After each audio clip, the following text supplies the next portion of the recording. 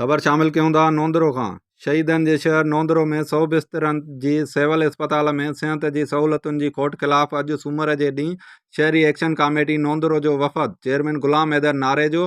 engineer Javed Ahmad Bhutto, मौलाना अब्दुल कुदूस पंवर, मोहम्मद सलीम चन्ना, GUI हाफिज़ जमील अहमद जरवार, मौलाना अब्दुल सलाम धारेजो, अब्दुल वहाब भुट्टो,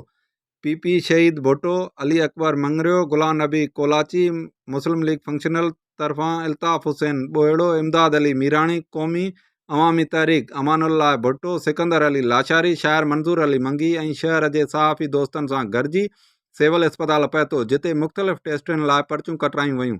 मगर लेबॉरेटरीअ जो नॉन फंक्शनल हुजण जो ॿुधायो वियो ऐं OPD में बि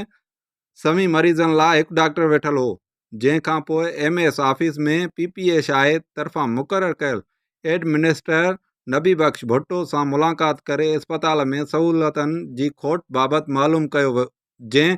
इतराफ़ कंदे चयो त तव्हां जूं शिकायतूं जाइज़ आहिनि, पर जीअं त